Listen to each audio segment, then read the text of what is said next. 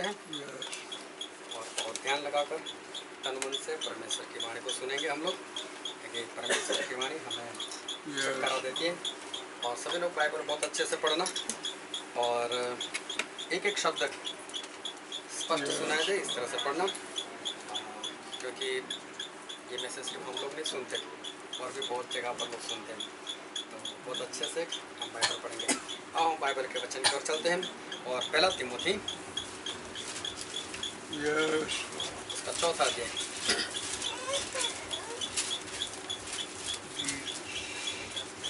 पहला तिमोथी इसका चौथा अध्याय और हम पढ़ेंगे 1 से लेकर 16 पद तक। पहला तिमोथी 4:1 से 16। પવિત્ર આત્મા સ્પષ્ટ કહે છે કે પાછલા સમયમાં કેટલાક માણસો ભૂલાવનાર આત્માઓ પર તથા ભૂતોના ઉપદેશ પર ધ્યાન આપીને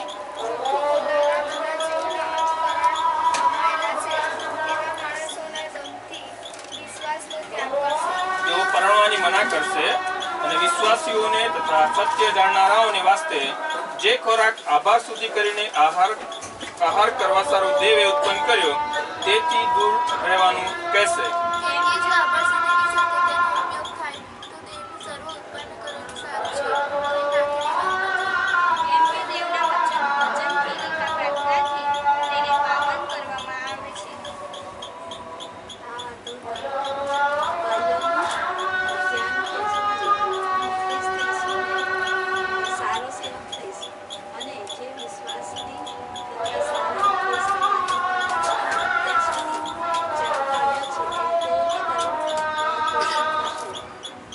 शुद्ध और गुड़ियों की सी कहानियों से अलग रहो और भक्ति और साधना करो।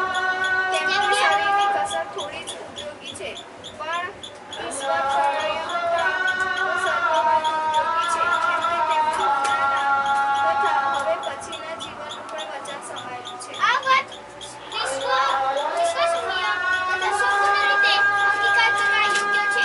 એ હેતુથી આપણે એને સારું મહેનત તથા શ્રમ કરીએ છીએ, કેમકે સર્વ માણસોને અને વિશેષ કરીને વિશ્વાસીઓને જીવતા દેવ ઉપર આપણે આશા રાખેલી છે।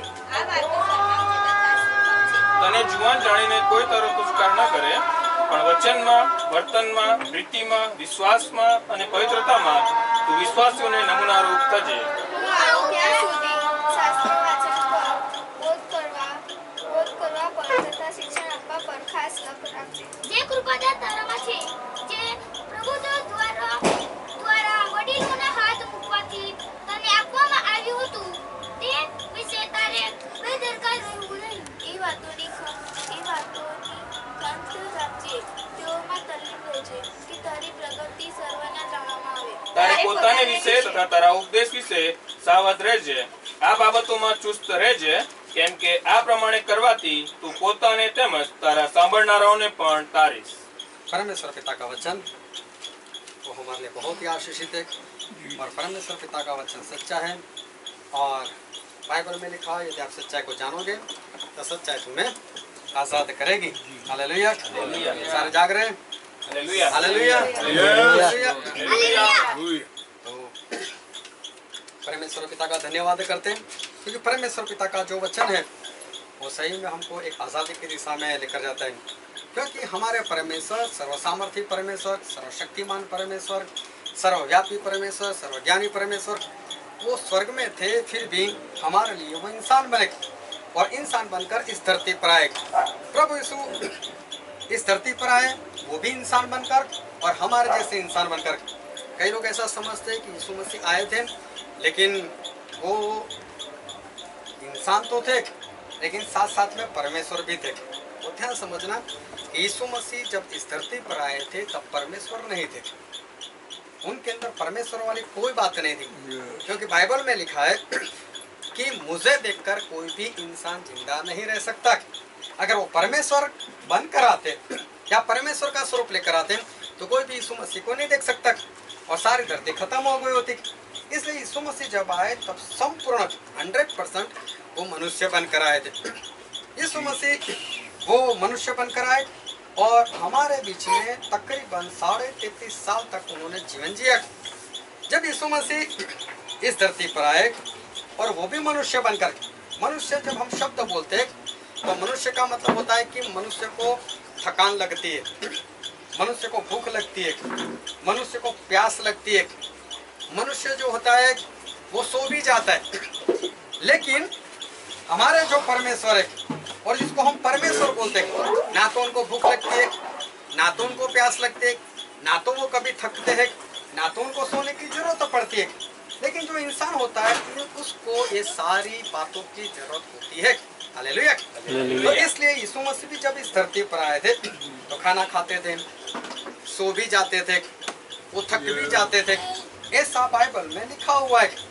तो यीशु मसीह के अंदर, हमारे अंदर जितनी भी कमजोरी है एक इंसान होने के लिए, वो सारी कमजोरी यीशु मसीह के अंदर थी। ये पाप वाली कमजोरी नहीं, लेकिन शरीर वाली कमजोरी जो थी वो यीशु मसीह में थी। तो यीशु मसीह जब इंसान बनकर आए थे इस धरती पर, तो यीशु मसीह करते थे क्या? वो ध्यान से समझना परमेश्वर पिता का वचन कि यीशु मसीह जब इस धरती पर आए और वो भी इंसान बनकर आए, तो यीशु मसीह ने किया क्या? 30 साल तक तो यीशु मसीह अपने माता पिता के साथ रहे। अपने माता पिता मतलब संसार में जो लोग उसको माता पिता समझते थे, उस मरियम और यूसुफ के साथ। सही में ना तो वो उनकी माता थी, ना तो वो उनके पिता थे। लेकिन संसार में अगर देखो तो संसार के तौर पर वो उनके माता पिता थे, उनके घर में रहते थे। तो उनकी आधीनता में यीशु मसीह ने तकरीबन 30 साल तक जीवन जिया। 30 साल तक अपने माता पिता को अधीन रहे। लेकिन जब 12 साल के थे तो एक बार चर्च में चले गए, और जब चर्च में चले गए तो वहाँ जो शास्त्री और फरीसी लोग जो थे उनके साथ यीशु मसीह ने डायरेक्ट बात की। उनसे ऐसे सवाल जवाब किए, वो सारे लोग डर गए। एक 12 साल के बच्चे में इतना ज्ञान कहाँ से आए? और सभी लोग यीशु मसीह का जो ज्ञान था उस ज्ञान को देखकर सभी लोग डर गए। और बाइबल में ऐसा लिखा है, हम पढ़ते हैं लूका रचित सुसमाचार और उसका दूसरा अध्याय, लूका रचित सुसमाचार उसका दूसरा अध्याय 40वां पद। તે છોકરો મોટો થયો અને જ્ઞાનથી ભરપૂર થઈને બળવાન થયો। यहाँ पर बाइबल में लिखा है वो लड़का मतलब यीशु मसीह ज्ञान से भरपूर होकर बलवंत हुआ। हालेलुया। इंग्लिश में पढ़ो तो इसको क्या लिखा है? A child grew and waxed strong in spirit, filled with wisdom. फिर से पढ़ो। And the child grew and waxed strong in strong in spirit. Hallelujah. Hallelujah आत्मा में बलवान हुआ। हालेलुया। हालेलुया। यीशु मसीह के लिए यहाँ पर जो बात की है, हमारे गुजराती में सिर्फ इतना लिखा है कि बलवान हुए, लेकिन सही में जो शब्द है वो शब्द क्या है? आत्मा में बलवान हुए। हमारे यीशु मसीह कैसे बलवान होते गए? आत्मा में बलवान होते गए। तो हमारे यीशु मसीह उस समय आत्मा में बलवान होते गए और आत्मा में इतने आगे बढ़े कि 30 साल तक उन्होंने बाइबल पढ़ा, अपने माता पिता के साथ रहे, बाइबल का पूरा ज्ञान उन्होंने ले लिया। और फिर 30 साल होने के बाद जब वो सबके बीच में आए तब उन्होंने बपतिस्मा लिया। बपतिस्मा जैसे लिए वैसे ही वो चले गए जंगल में और वहाँ पर 40 दिन और 40 रात का यीशु मसीह ने उपवास किया। यीशु मसीह ने कितने उपवास किए थे? एक ही उपवास किया था। लंबा चला था 40 दिन और 40 रात। 40 उपवास तो किसको बोलते हैं कि आज रात को खाया, कल रात फिर से खा लिया, मेरा एक उपवास खत्म हो गया। फिर दूसरा दिन खा लिया, मेरे 2 उपवास खत्म हुए। यीशु मसीह ने तो आज खाया फिर 40 दिन के बाद खाया।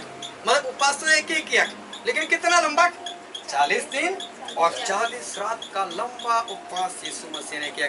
वो ध्यान से इस परमेश्वर के वचन को सुना। यीशु मसीह आत्मा में बलवान होते गए। 40 दिन और 40 रात तक इस शरीर को कुछ भी खाना नहीं दिया, ना ही उन्होंने कुछ पानी पिलाया। और यीशु मसीह बिना खाए बिना पिए 40 दिन और 40 रात वहाँ पर जंगल में रहे। इस 40 दिनों के दौरान शैतान उनके पास आता रहता था, शैतान उनका परीक्षण लेता रहता था और यीशु मसीह उन परीक्षण के ऊपर विजय प्राप्त करते हुए आगे बढ़ते गए और 40 दिन परीक्षण में पार करके फिर यीशु मसीह संसार में सबके बीच में सेवकाई करने के लिए जब आए। और जब यीशु मसीह सेवकाई करने के लिए आए तो बाइबल में ऐसा लिखा है, हम पढ़ते हैं लूका रचित सुसमाचार लूका और उसका 21वां अध्याय। उसका 21 और उसका 37। दररोज ते मंदिर में दहाड़े पूजा करतो હતો। बाइबल में ऐसा लिखा है, हर रोज यीशु मसीह दिन में चर्च में जाकर, सभा के स्थान में जाकर वो उपदेश करते थे। हर रोज जाते थे और हर रोज उपदेश करते थे। और रात्रि ते जैतून नामना पहाड़ पर रहतो હતો। और रात को यीशु मसीह कहाँ चले जाते थे? पहाड़ के ऊपर प्रार्थना के लिए चले जाते थे। ध्यान से परमेश्वर का वचन। यीशु मसीह इंसान बनकर आए थे तो करते क्या? देखो, हर रोज प्रचार करते थे। साथ में ऐसा नहीं प्रचार कि संडे आया शाम को 7 बजे बैठ गए और 1.5 घंटा प्रचार कर ले। सुबह से लेकर शाम तक ये काम चलता था। कभी यहाँ पर प्रचार, कभी वहाँ पर प्रचार, कभी इस सभा स्थान में, कभी उस सभा स्थान में प्रचार। और बाद में रात में कहाँ चले जाते थे? रात में चले जाते थे पहाड़ के ऊपर और वहाँ जाकर पूरी रात प्रार्थना में बिता देते थे। ये हर रोज का उनका काम था। हर रोज प्रचार करना सुबह से लेकर शाम तक, और हर रोज पूरी रात यीशु मसीह प्रार्थना करते थे। बहुत समझने वाली बात है।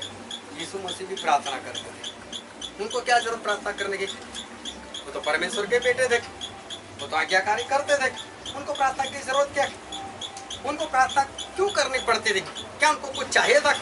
हम तो मांगते हैं परमेश्वर घर दे दो, परमेश्वर गाड़ी दे दो, परमेश्वर पैसा दे दो, परमेश्वर नौकरी दे दो, परमेश्वर लड़की दे दो, परमेश्वर शादी करा दो, परमेश्वर बच्चे भी दे दो, परमेश्वर बच्चे को चंगाई भी दे दो। हम तो मांगते रहते, सर्कल चलता ही रहता है, चलता रहता है। यीशु मसीह को क्या मांगने की जरूरत पड़ती थी कि हर रोज होल नाइट, हर रोज पूरी रात प्रार्थना में बिताते थे?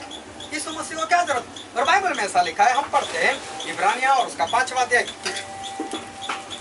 इब्रानिया और उसका 5वां अध्याय और उसका 7वां पद।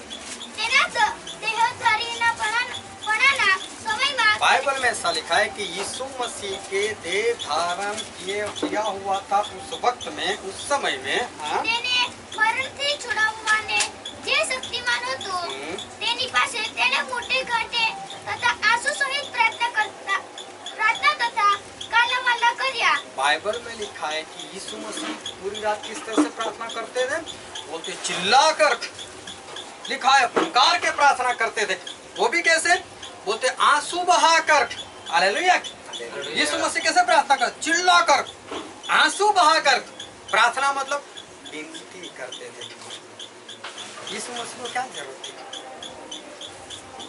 वो तो परमेश्वर होने के बावजूद इंसान बनकर इस धरती पर आए थे। फिर भी यीशु मसीह को 40 दिन 40 रात का उपवास करने की कोई जरूरत किया? उन्होंने शैतान के ऊपर विजय प्राप्त किया। उसके बाद यीशु मसीह हर रोज हर रात पूरी रात प्रार्थना में बिताते थे। वो भी कैसे प्रार्थना करते? चिल्लाकर। कैसे प्रार्थना करते? आंसू बहाकर। क्यों रोते होगे यीशु मसीह? क्यों रोते होगे? क्यों पुकार पुकार कर प्रार्थना करते होगे? और फिर बाइबल में ऐसा लिखा है, विनती करते थे। हालेलुया। हम मानते हैं पिता, पुत्र और पवित्र आत्मा।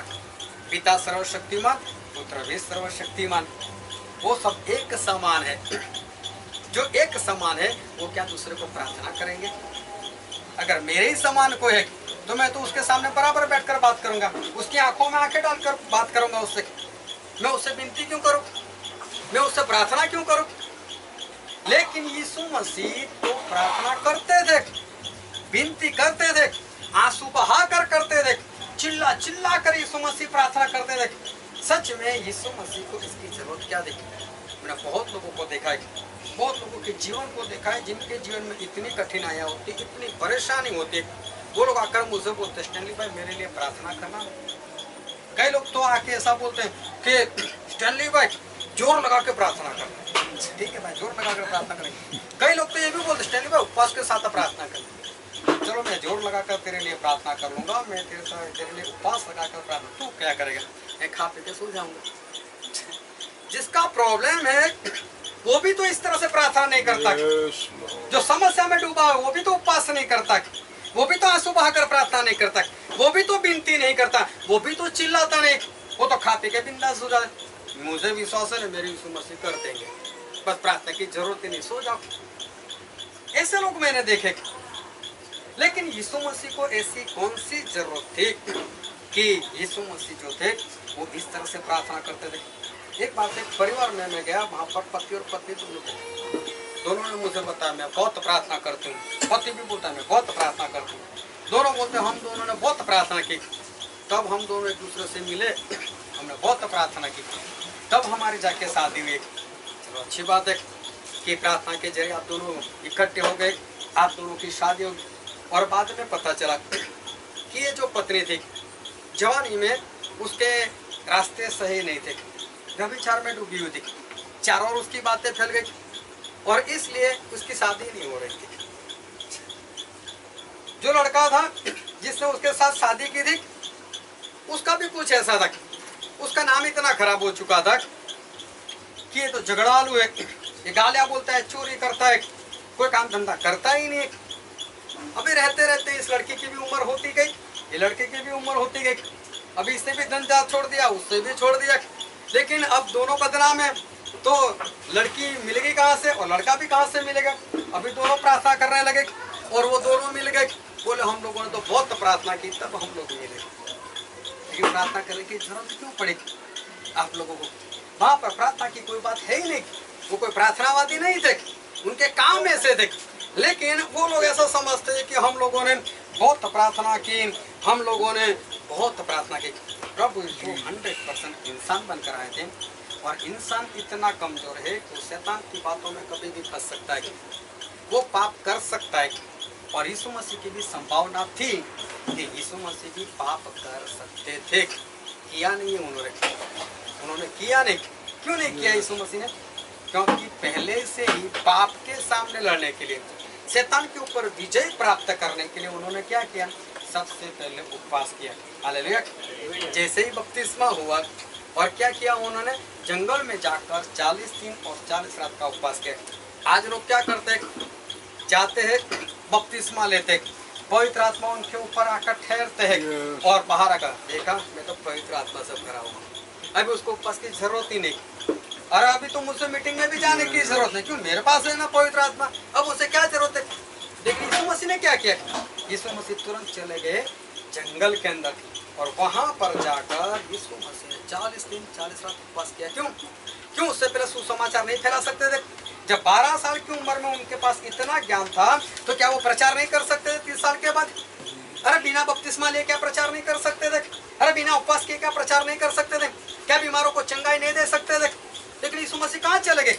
जंगल में चले गए। ये सब काम उन्होंने नहीं किया। क्यों नहीं किया?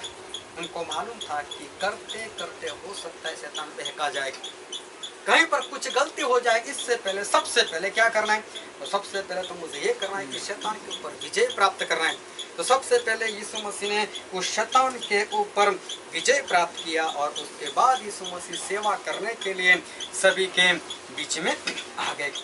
आज हम सभी लोग जिंदा है और हमें मालूम है कि आने वाला समय कैसा है। सब लोग बड़ी बड़ी बातें करते हैं, यीशु मसीह का आना बहुत पास में, यीशु मसीह का आना बहुत पास में। दुनिया जो जा रही है वो भी इस ऐसे जा रही है। ISIS वाले कहीं पर धमाल कर रहे हैं, रशिया कहीं पर धमाल कर रहे हैं, सभी देशों में जाकर देखो कहीं पर कुछ न कुछ गड़बड़ी चल रही है, बड़ी बड़ी बीमारियां फैल रही हैं, ये हो रहा है वो हो रहा है, सब बोल रहे हैं यीशु मसीह आने वाले, यीशु मसीह आने वाले। चलो आएंगे तो क्यों आएंगे? किसके लिए आएंगे? सिर्फ उनके लोगों को लेने के लिए। हालेलुया। वो सबको लेने के लिए नहीं आ रहे, वो मसीही लोगों को लेने के लिए नहीं आ रहे जो मसीह के हैं। हालेलुया। जो मसीह के हैं उनको लेने के लिए आ रहे। लेकिन फिर प्रार्थना कौन करता है? डरता कौन इस बात से? सभी लोग अपनी मौज मस्ती में जीवन जीते और सभी को आज जो सही में जरूरत होनी चाहिए वो जरूरत दिखती नहीं। बाइबल में लिखा है जो अंत तक टिकेगा वो उद्धार पाएगा। लेकिन मालूम ही नहीं है अंत कब है और हम लोग अंत तक टिकेंगे कि नहीं। सब लोग वैसे ही बैठेंगे, जब हमारे ऊपर आएंगे तब देखी जाएगी। ISIS वाले हमारे ऊपर आएंगे तब देखी जाएगी। मसीह का विरोध जब हमारे पास आएगा तब देखी जाएगी। जब 666 की मुहर जब हमारे पास लगाने के लिए आएंगे तब हम देख लेंगे। तब कुछ नहीं होने वाला। यीशु मसीह ने पहले से सब कुछ किया, पहले से पूरा प्रयत्न किया, पहले से ये शैतान के ऊपर विजय प्राप्त किया। बाद में यीशु मसीह ने ये जो काम थे वो काम किए, लेकिन आज लोग कर नहीं रहे। और बाइबल में ऐसा लिखा है फिलिपिया और उसका दूसरा अध्याय, फिलिपिया उसका दूसरा अध्याय और उसका 5वां पद,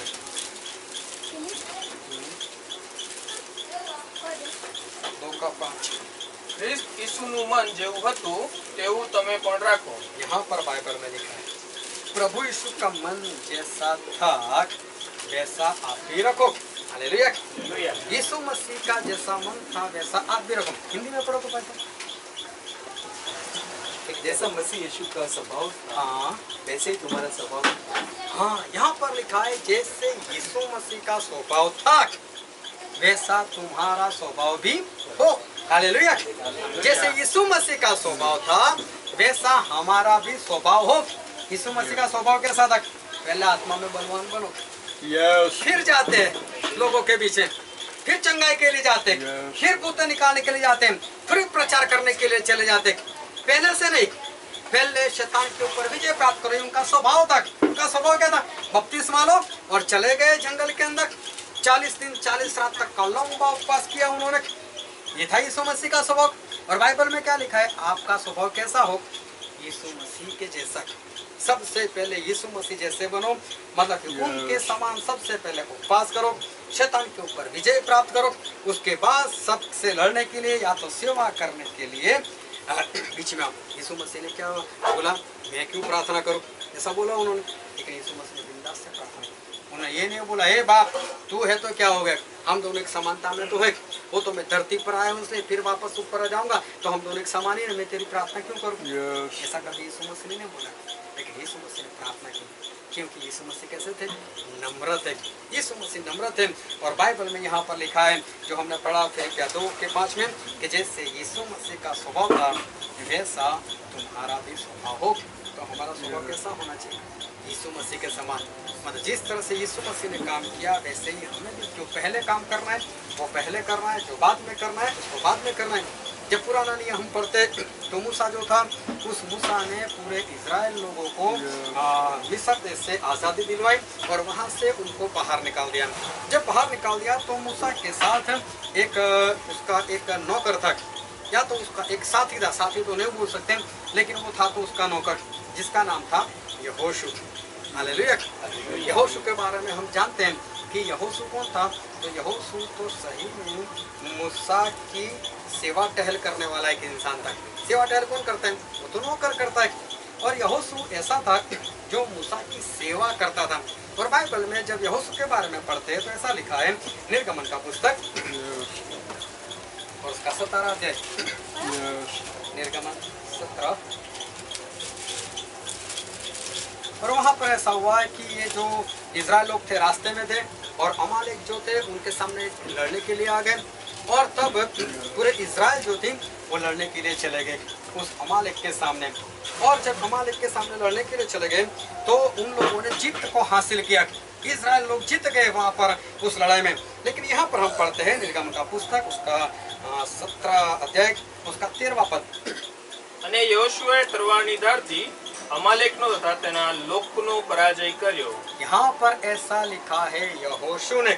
हालेलुया। पूरा इजराइल ऐसा नहीं लिखा, इजराइल के लोगों ने ऐसा नहीं लिखा, लेकिन यहाँ पर एक इंसान का नाम लिखा और वो है यहोशू। हालेलुया। यहोशू ने क्या किया? यहोशू अकेले ने अमालेक लोगों का नाश किया। अभी समझो कि यहोशू में कितनी ताकत होगी। तलवार से, अपनी तलवार की धार से उसने अमालेक लोगों का संपूर्ण रीति से नाश किया। फिर से पढ़ो तो ये बात।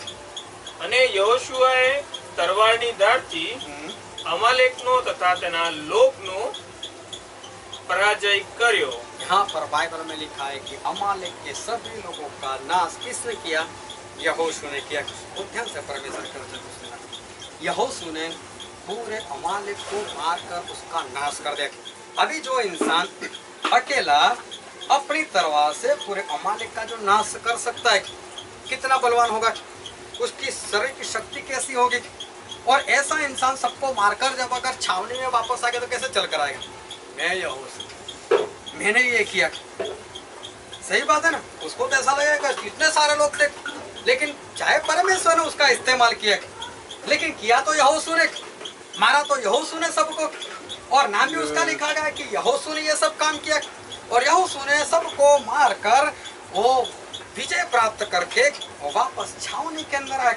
और फिर आगे हम पढ़ते हैं निर्गमन का पुस्तक उसका 33वां अध्याय, निर्गमन पुस्तक इसका 33वां अध्याय और इसका 7वां पद पढ़ो तो। હવે મૂસા મંડપ લઈને છાવણી બહાર છેટે તે તાણતો હતો અને તેણે તેનું નામ મુલાકાત મંડપ પાડ્યું. हाँ, परमेश्वर ने मूसा को बोला था कि मूसा एक तंबू बना और उसका नाम रखना मिलाप वाला तंबू, और उस तंबू के अंदर मैं इंसान को मिलने के लिए आऊंगा। तो मूसा ने उस तंबू को बना लिया और उस तंबू को कहाँ पर रखता था? जो छावनी थी, छावनी के बाहर वो तंबू को बना देता था, जैसे हम शादी में जो मंडप बनाते हैं बस उसके जैसा। लेकिन इसकी जो कारीगरी थी, इसको किस तरह से बनाना था वो परमेश्वर ने बताया था। लेकिन था एक कपड़े का तंबू।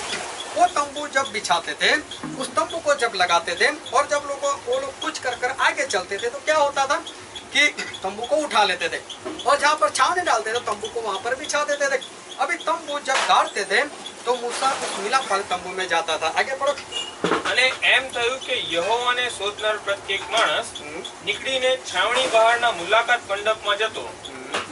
અને એમ થયું કે મૂસા નીકળીને મંડપમાં જતો ત્યારે સગડા લોક ઉઠીને પોતપોતાના તંબુના બારણામાં ઊભા રહેતા. हाँ, बहुत ध्यान सुनो कि इजराइल लोग वो बड़े बड़े घर बनाकर नहीं रहते थे क्योंकि रास्ते में थे। सभी लोग तंबू में रहते हैं। तंबू कैसा आता है? ऐसा एक पूरा कपड़ा आता है जो छत का, जो ऊपर की छत बोलते हैं, और चारों और कपड़ा होता है जो नीचे बांध दिया होता है, और उसके आगे और पीछे जो कपड़ा होता है वो बीच में से जैसे फटा हुआ होता है, या तो समझ लो 2 कपड़े वहां पर रखते, उसको दरवाजा बोलते हैं।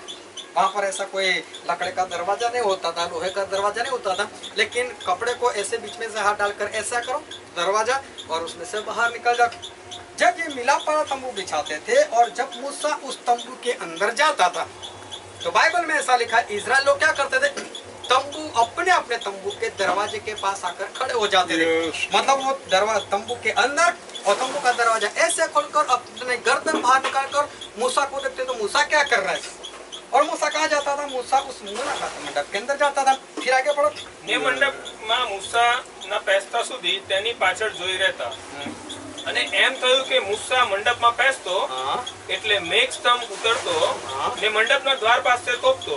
हालेलुया। હાલેલુયા. ये जब हम पढ़ते हैं तो हमें पता नहीं चलता परमेश्वर की महिमा क्या है, लेकिन आज उसको बहुत ध्यान से समझना कि मेघ स्तंभ जो यहाँ पर लिखा है, बादल का खंभा। जब इजराइल लोग इस जंगल के अंदर रेत के प्रदेश के अंदर जब जा रहे थे तो वो जो रेत का प्रदेश था वो दिन में वहां पर जो तापमान जो बढ़ जाता था वो तकरीबन 65 डिग्री तक बढ़ जाता था। हम लोग 40 डिग्री में ऐसा बोलते हैं, बहुत गर्मी है, बहुत गर्मी। और ये 65 डिग्री कैसे इंसान जिंदा रहेगा? तो परमेश्वर क्या करते थे? उन सभी के ऊपर बादल बनकर छा जाते थे।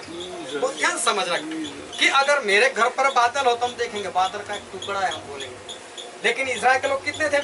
35 से 40 लाख लोग।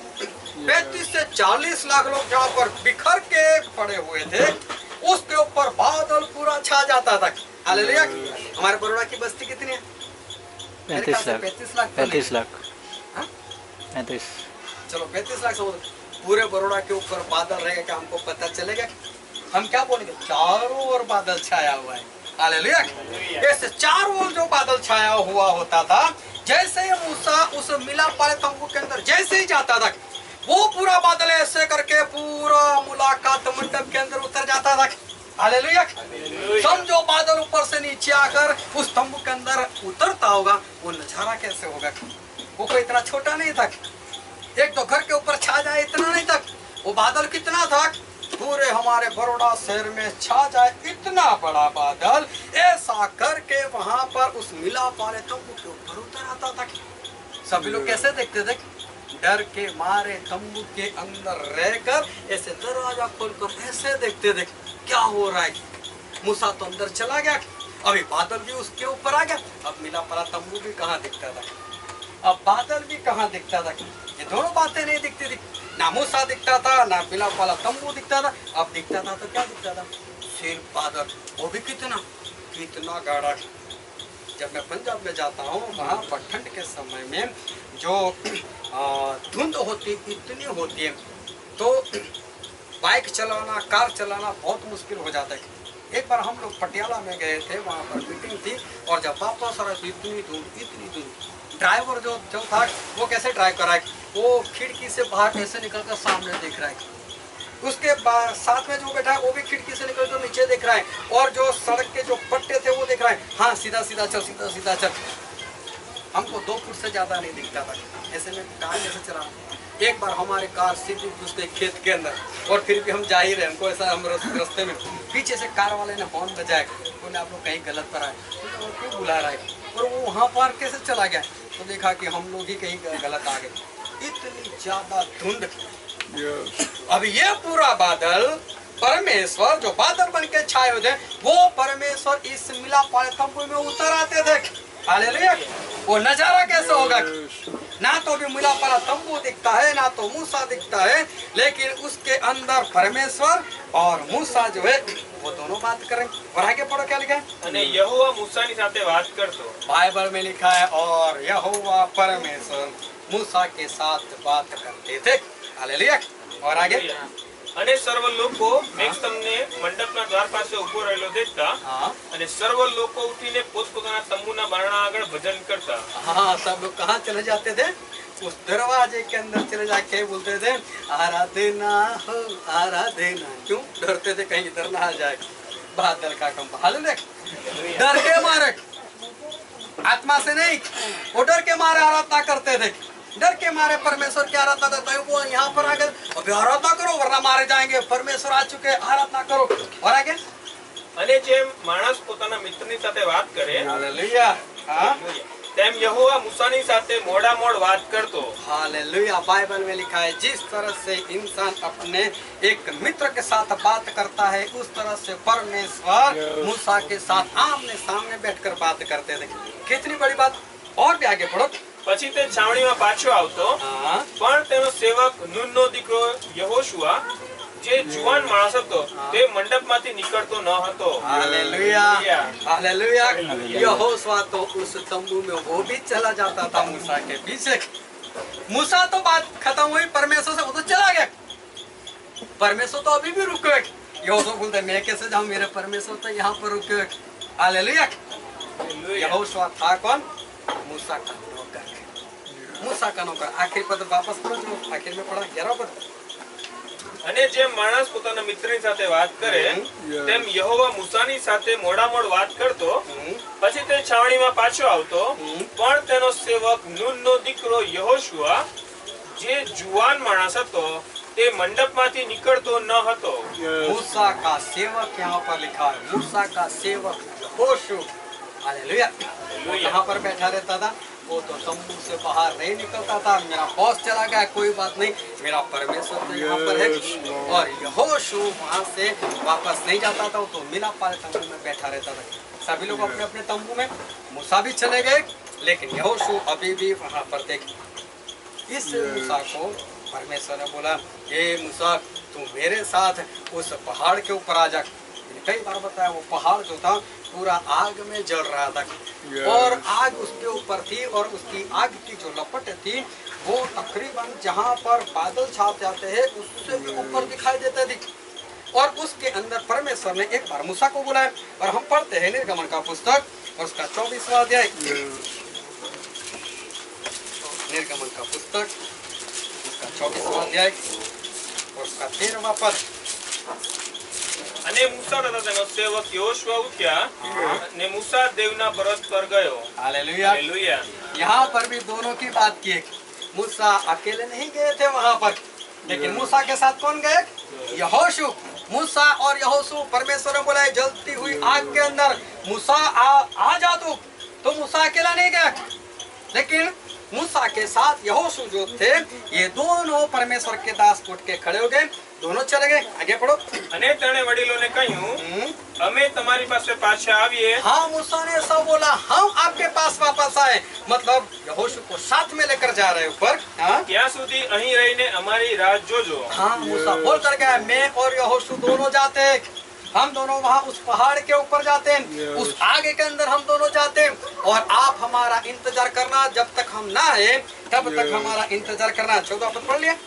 નહીં બાકી।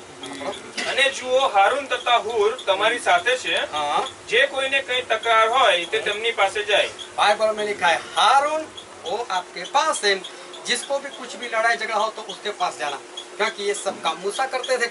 लेकिन मूसा और यहोशू तो वहां पर जा रहे हैं आग के अंदर, तो बोला वो सब अभी हार्म करेंगे। और आगे પછી મૂસા પર્વત પર ચડ્યો ને મેઘે પર્વતને ઢાંકી દીધો हाँ અને યહોવાનું ગૌરવ સિનાઈ પર્વત પર થંભ્યું ને 6 દાડા સુધી મેઘે તેને ઢાંકી રાખ્યો। हाँ, ये सब हमें मालूम है कि मूसा वहां पर चले गए। 6 दिन तक परमेश्वर ने बात नहीं की। 7वें दिन परमेश्वर ने मूसा के साथ बात की, लेकिन वहां पर साथ में यहोशू भी कहीं पर है। चाहे मूसा के साथ नहीं तो 1-2 फुट की दूरी पर या तो 50 फुट की दूरी पर, लेकिन यहोशू उसके साथ कहीं न कहीं पर तो मूसा के साथ जुड़े हुए। और वहां पर मूसा कितने दिन तक रहे? 40 दिन और 40 रात। 40 दिन और 40 रात तक ना तो मूसा ने कुछ खाया, ना तो मूसा ने कुछ लिया। लेकिन नीचे जो छावनी डालकर बैठे थे उन लोगों ने क्या बोला, मूसा का क्या हुआ हमें नहीं मालूम, तो चलो हम मूर्ति बनाते हैं। उन लोगों ने एक बछड़ा बना लिया और सभी लोग विचार करने लगे, सभी लोग मूर्ति पूजा करने लगे। और परमेश्वर ने मूसा को क्या बोला, ए मूसा तू नीचे जा और तेरे लोग देख वहां पर क्या कर रहे हैं। और हम आगे पढ़ते हैं उसका 32वां अध्याय, निर्गमन का पुस्तक उसका 32वां अध्याय और उसका 17वां पद। અને લોકો ઘોંઘાટ કરતા હતા, તેમનો અવાજ યહોશુઆએ સાંભળ્યો। बाइबल में ऐसा लिखा है, हालेलुया। नीचे लोग चिल्ला रहे थे, पुकार रहे थे, और उनकी चिल्लाहट को किसने सुना? यहोशू ने। तो यहोशू कहाँ था? यहोशू वहाँ पर मूसा के साथ थे। पूरा पढ़ो तो। અને લોકો ઘોંઘાટ કરતા હતા, તેમનો અવાજ યહોશુઆએ સાંભળ્યો। ત્યારે તેણે મૂસાને કહ્યું, છાવણીમાં લડાઈનો ઘોંઘાટ થાય છે। बाइबल में लिखा है यहोशू ने मूसा को बोला चलो हम चलते हैं नीचे। अगर मूसा ने 40 दिन 40 रात नहीं खाया तो यहोशू कहाँ खाने गया था? हालेलुया। हालेलुया। यहोशू ने भी तो 40 दिन और 40 रात ये मूसा के साथ उपवास किया। वो भी तो आग में रहा 40 दिन और 40 रात। वो भी तो परमेश्वर के हजूर में रहा। चाहे परमेश्वर ने यहोशू के साथ बात नहीं की, लेकिन फिर भी यहोशू जो थे वो तो वहाँ पर मूसा के साथ रुके, क्योंकि मूसा के क्या थे? वो नौकर थे। और फिर आगे हम बढ़ते हैं और गिनती का पुस्तक उसका 13वां अध्याय, गिनती का पुस्तक उसका 13वां अध्याय। और वहाँ मूसा जो थे वो यहोशू को कुछ बोलते हैं और हम पढ़ते हैं उसका 16वां पद। જે પુરુષોને મૂસાએ દેશની જાસૂસી કરવાને મોકલ્યા તેઓના નામ એ હતા, અને મૂસાએ નૂનના દીકરા હોશિયાનું નામ યહોશુઆ પાડ્યું। हाँ, पहले यहोशू का नाम क्या था? होशिया। हालेलुया। और मूसा ने होशिया का नाम बदलकर यहोशू रख दिया। होशिया का मतलब होता है उद्धार। होशिया का मतलब होता है उद्धार, और यहोशू का मतलब होता है परमेश्वर मेरा उद्धार। हालेलुया। होशिया का मतलब उद्धार, मतलब होशिया मतलब मैं उद्धार हूँ, मैं खुद मेरा उद्धार कर सकता हूँ। लेकिन मूसा ने क्या किया? उसका नाम बदल दिया, और नाम बदल के क्या रख दिया? यहोशुआ, मतलब यहोवा मेरा उद्धार। हालेलुया।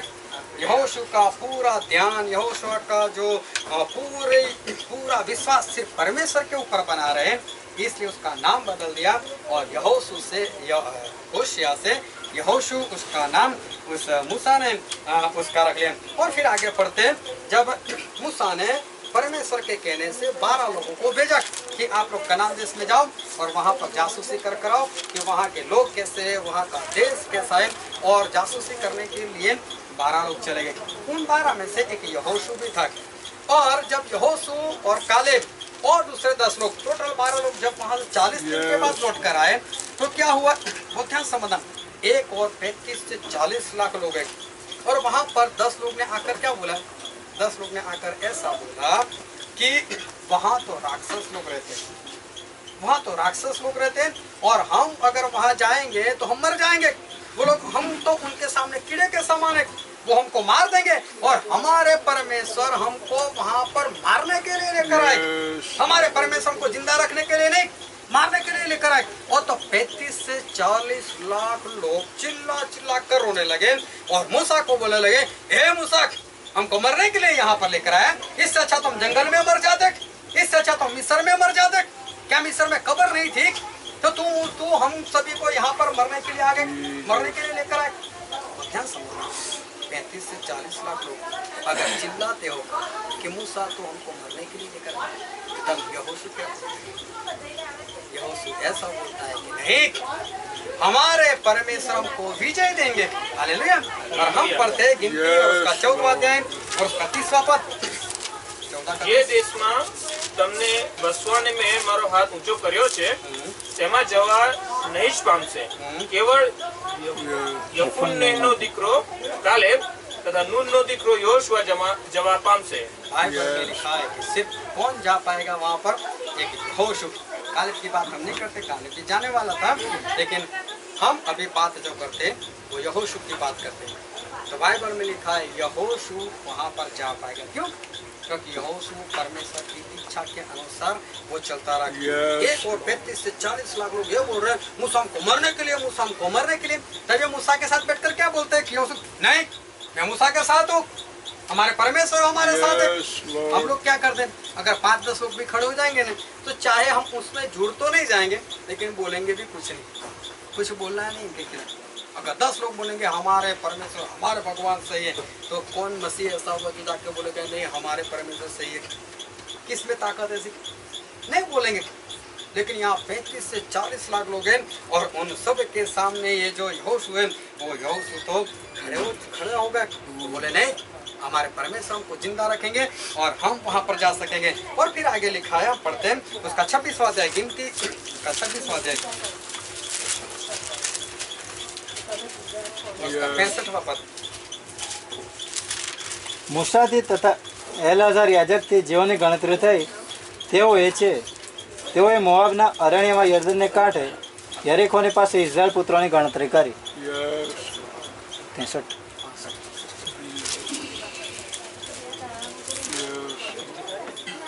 64 અને મૂસાએ તથા હારૂન યાજકે જ્યારે સિનાઈના અરણ્યમાં ઇઝરાયલ પુત્રોની ગણતરી કરી ત્યારે જેઓની ગણતરી થઈ તેઓમાંનો એકે માણસ એવોમાં રહ્યું નહોતું। बाइबल में लिखा है जितने लोगों की गिनती की गई थी उनमें से कोई भी बचा नहीं था, सिर्फ यहोशू जो था वो यहोशू वहाँ पर बच गए थे और यहोशू को परमेश्वर ने बचा लिया था। और आगे पढ़ते उसका 27वां अध्याय और उसका 18 पद। અને યહોવાએ મૂસાને કહ્યું, તું દીકરો યહોશુઆ, કે જેનામાં મારો આત્મા છે, તેને મારી પાસે તારી પાસે તેને તારી પાસે બોલાવીને તેના પર તારો હાથ મૂક।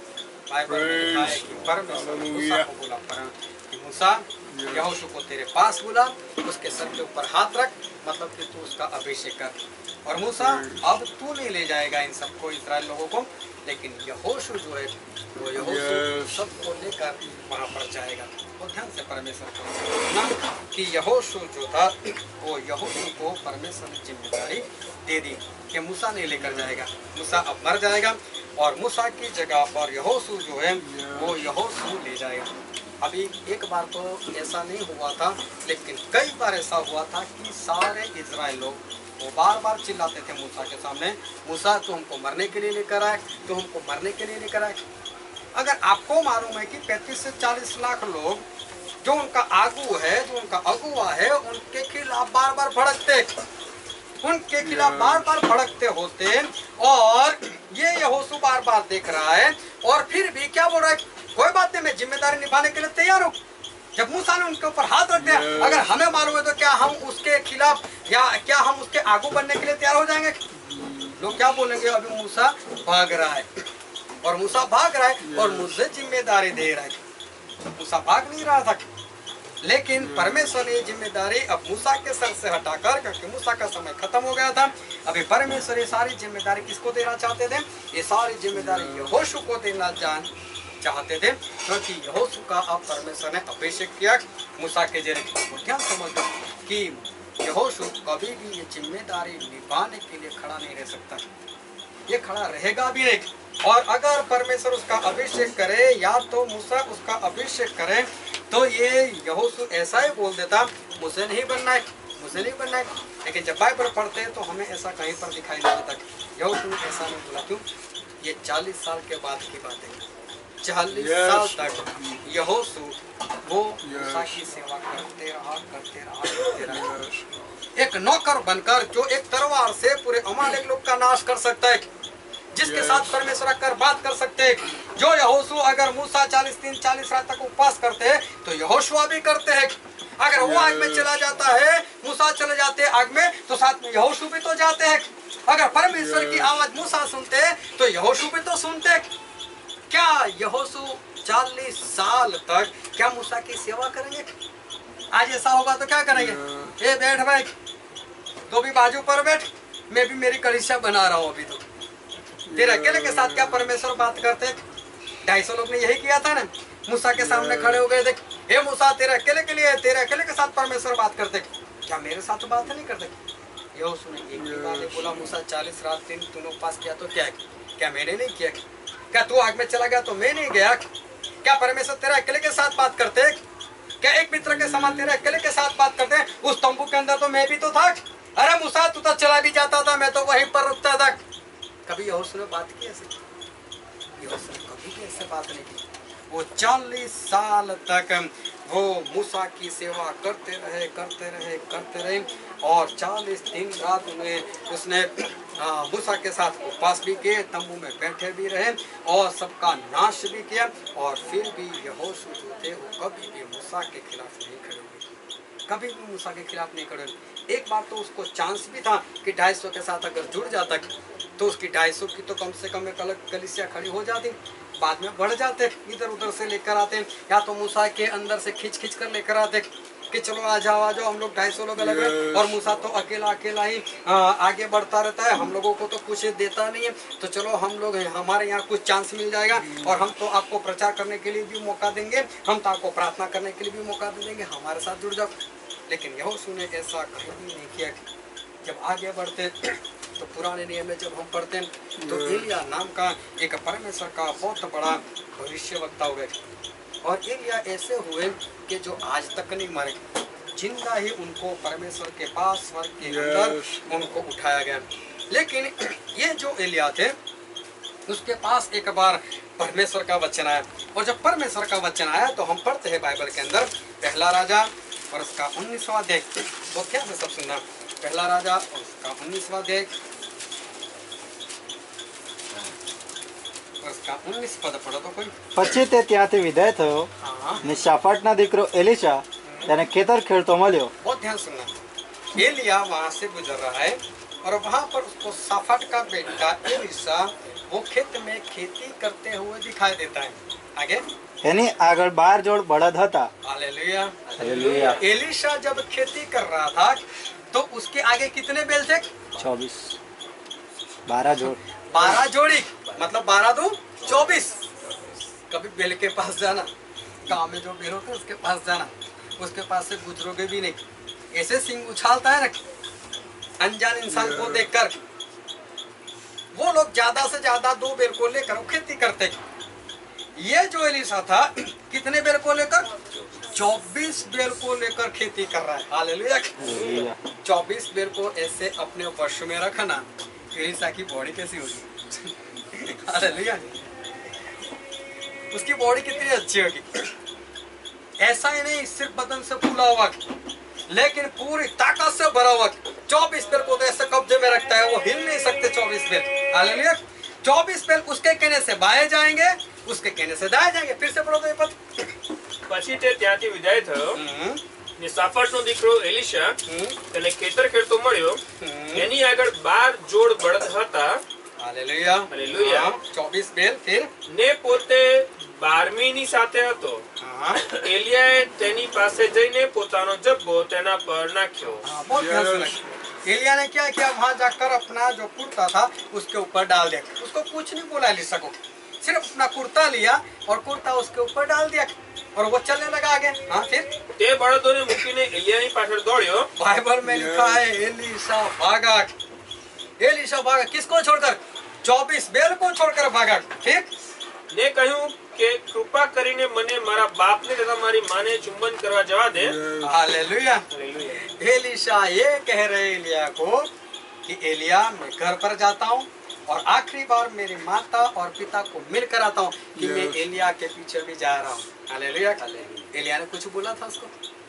एलिया ने तो कुछ नहीं बोला। एलिया ने क्या किया? सिर्फ अपना कुर्ता उसके ऊपर डाला। हालेलुया।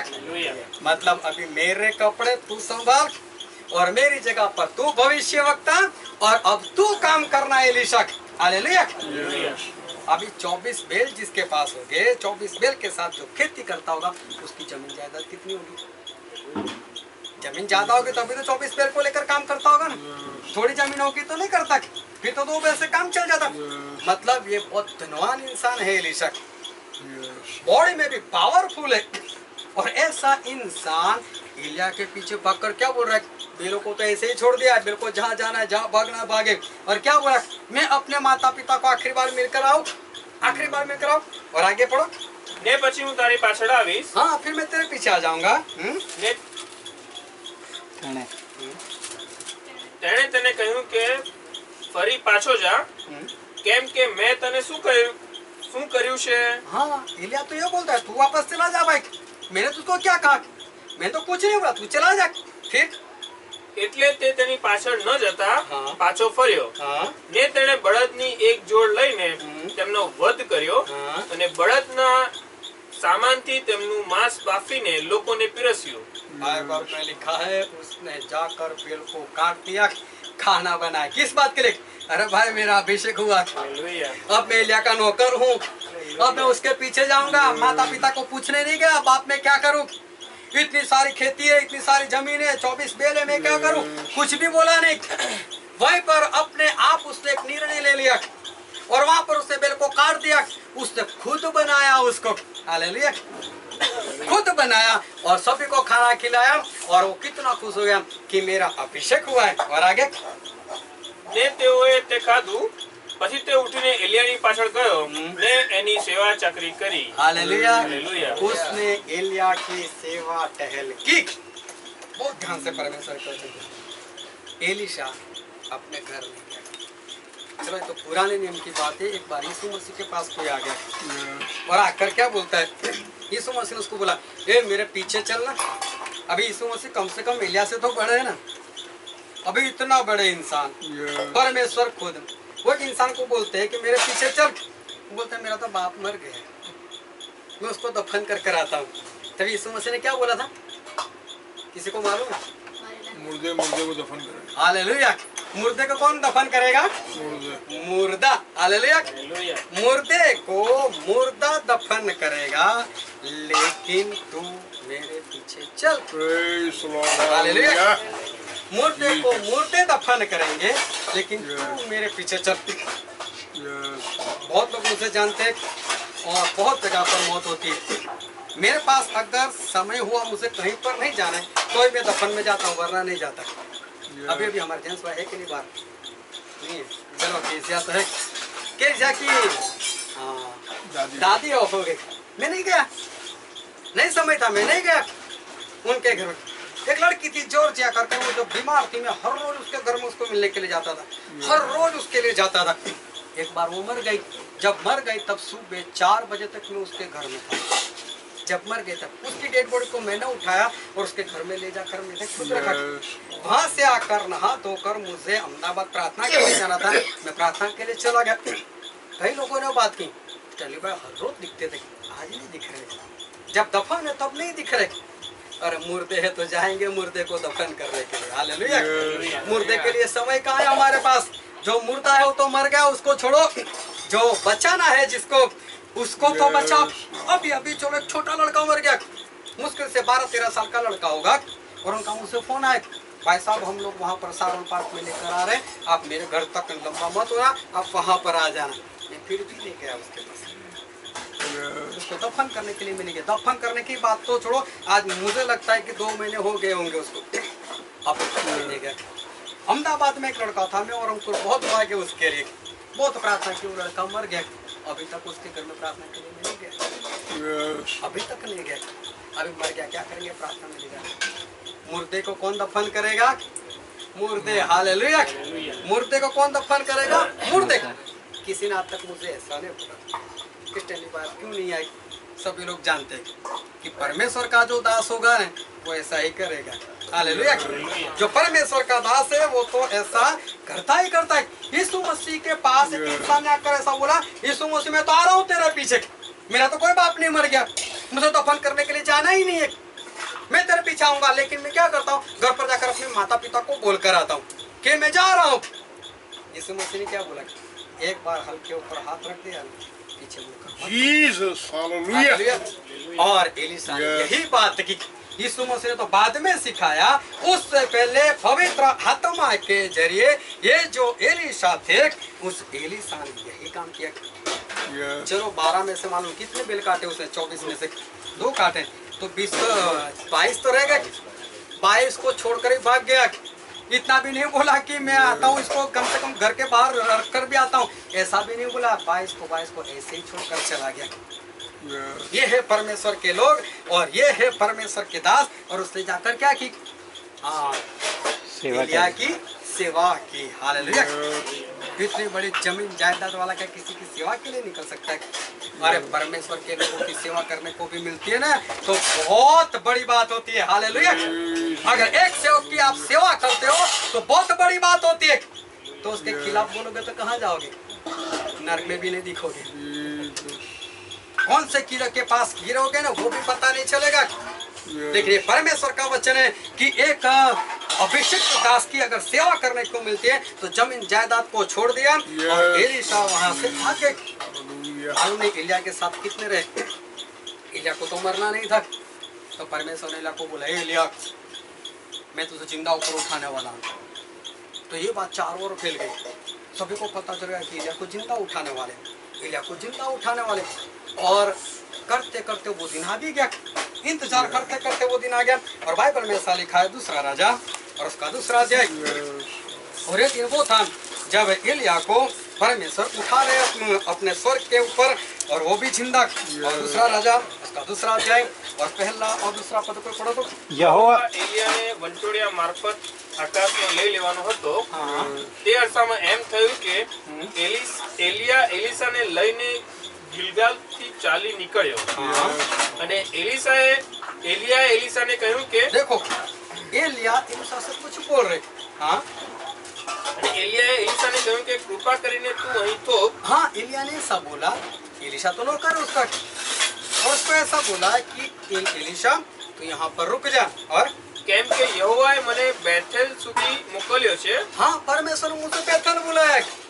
एलिया ने ऐसे ही बात कर ली एलिशा से, उसको कुछ वहाँ पर बुलाया गया नहीं था, लेकिन एलिया ने ऐसे ही बोल दिया कि मुझे वहाँ पर बुलाया बेथेल में, तू यहाँ पर रुक जा, तू यहाँ पर रुक जा।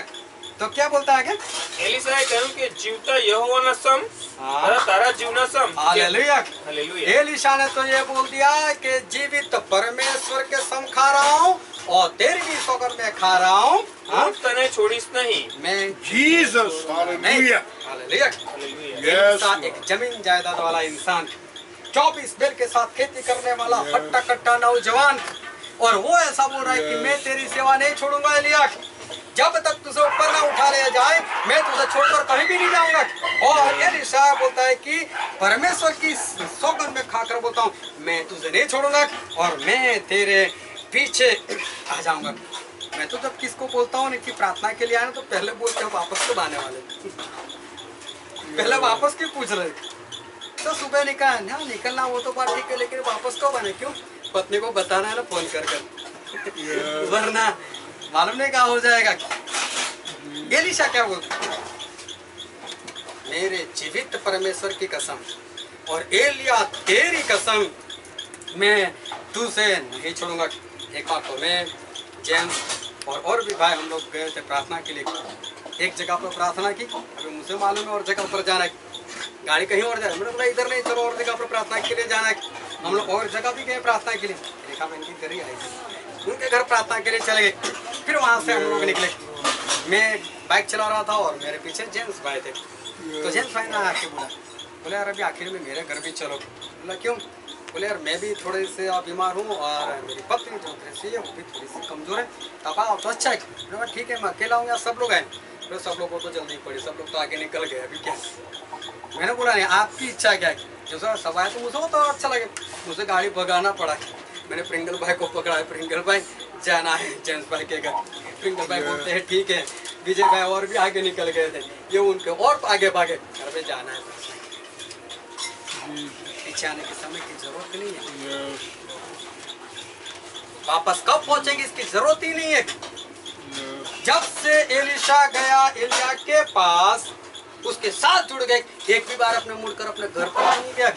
कब उसका बाप मर गया, कब उसकी माँ मर गई, कुछ भी एलिशा को मालूम नहीं है। लेकिन लोग पहले से पूछ रहे वापस से कब आना है? अरे वापस की बात हो सकता है हम जिंदा है ही ना, कोई हमको मार दे, कुछ भी हो सकता है।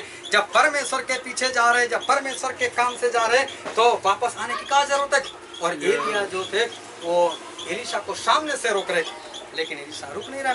और आगे पढ़ते हैं दूसरा राजा उसका दूसरा अध्याय और 3 और 4 पद। અને બેથલમાં પ્રબોધકોના જે પુત્રો હતા તેઓએ એલિશા પાસે બહાર આવીને તેને કહ્યું કે યહોવા તારા ગુરુને તારે શિરથી આજે લઈ લેશે એ શું તું જાણે છે?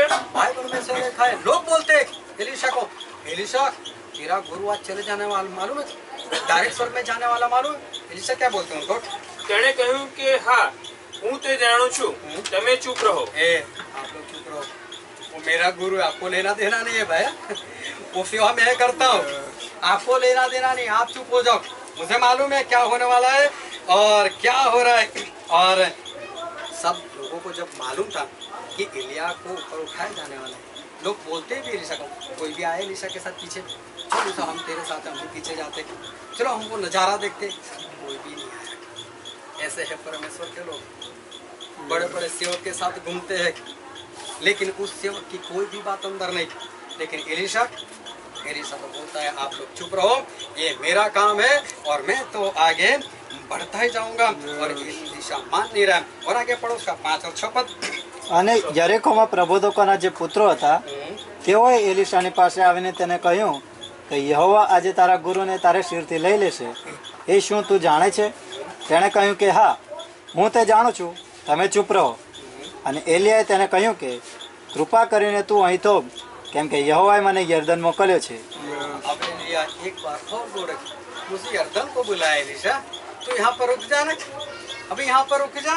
और मुझे तो यरदन नदी के पास बुलाया, और यरदन नदी तो बहुत बहती है और मालूम नहीं वहाँ पर क्या होगा, और मुझे वहाँ पर बुलाया। एलिशा तू यहीं पर रुक जा, उसे कठिनाई होगी। और आगे पढ़ो क्या बोला।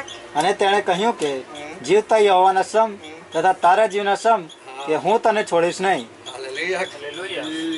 एलिशा बोल रहे कि एलिया तेरी कसम और मेरे परमेश्वर की कसम कि एलिया मैं तुझसे नहीं छोड़ूंगा। ध्यान समझ, क्या एलिया बहुत धनवान इंसान था? क्या उसके पास कुछ बंगला गाड़ी था जिसको प्राप्त करने के लिए ये एलिशा उसको छोड़ नहीं रहे? अरे खाने के भी ठिकाने नहीं थे, एलिया के तो खाने के भी ठिकाने नहीं थे। कभी कौवा लाकर खिलाता था, कभी विधवा के घर खाना होता था। एलिशा को मालूम नहीं मिलता होगा या नहीं मिलता होगा। क्या मिला एलिशा को? क्या अच्छे कपड़े? वो खुद तो चमड़े के कपड़े पहनकर घूमता था। और एलिशा को क्या मिलता? एलिशा को सही में देखो तो इस संसार की एक भी वस्तु नहीं मिली एलिया से, 1 रुपया नहीं मिला, 1 पैसा नहीं मिला। मुफ्त में सेवा करना। एक भाई ने इश्तिहार दे दिया, मेरे वहाँ एक नौकर की जरूरत है, पैसा एक भी नहीं मिलेगा, सिर्फ 2 वक्त का खाना मिलेगा। एक भाई सुनकर चला गया, मुझे तो खाना नहीं मिला, चलो चले जाते हैं उसके पास। तो बोलते यार खाना तो मिल जाएगा, बोलते हाँ खाना मिल जाएगा, काम क्या करना है? बोला काम कुछ नहीं करना है, एक टिफिन लेकर जाना है और वहाँ पर ये मंदिर में जो भिखारी लोगों को खाना देते हैं ना मुफ्त में, वहाँ से तू खा कर आना और मेरे लिए लेकर आना। ये काम करना है। एलिशा को मिलता क्या था जो इतनी जमीन जायदाद को छोड़कर आए थे? कौन सा पैसा मिला था? कौन से कपड़े मिले थे? कुछ भी तो नहीं। लेकिन एलिशा क्या बोल रहे हैं कि एलिया तेरी कसम, मैं परमेश्वर की भी कसम खाता हूँ, मैं तुझे छोड़कर नहीं जाऊंगा। सही में एलिशा को कुछ भी नहीं मिला। कभी यहाँ भागो, कभी वहाँ भागो, बिना गाड़ी से पैदल पैदल चलकर भागो, कभी खाने का ठिकाना नहीं। और फिर भी एलिशा बोल रहे हैं कि एलिया मैं आपको छोड़कर नहीं जाऊंगा। एक भाई साहब थे, एक जगह पर मैं प्रार्थना के लिए गए, मुझे बताया कि आपका ग्रुप कितना बड़ा है। मैं बोला थोड़ा ऐसा कोई ग्रुप हमारा है नहीं, लेकिन है, हम लोग कई लोग हैं जुड़कर काम करते हैं, आप उनको कुछ देते हो? मैं बोला उनसे जाकर पूछ लेना, मेरे पास कुछ लेकर मेरे साथ आए क्या? अगर ऐसा होगा तो मैं दे दूंगा। सामने से पूछते, लेकिन ऐसा सवाल उनके अंदर आया क्यों? पता चला किसी ने जाकर बोला कुछ नहीं मिलता हमको उसके साथ रहकर, कुछ नहीं मिलता। एलिशा को क्या मिला था? एलिसा को एलिया के पास से क्या मिला था, अब तक उसको कुछ भी नहीं मिला था। और आगे पढ़ते हैं दूसरा राजा उसका दूसरा अध्याय और उसका 9वां पद। તેઓ પાર ઉતર્યા પછી એમ થયું કે એલિયાએ એલિશાને કહ્યું કે તારી પાસેથી મને લઈ લેવામાં આવે તે પહેલા તું માંગ Yes, કે હું Lord. તારે માટે શું કરું। Jesus. एलिया ये बोल रहे एलिसा को, जब एलिसा मान ही नहीं रहे, एलिसा को ये बोला, एलिसा बोल तू मांग, मैं ऊपर जाता हूँ, उससे पहले जो भी मांगना है मांग ले, मैं तुझे क्या दूँ।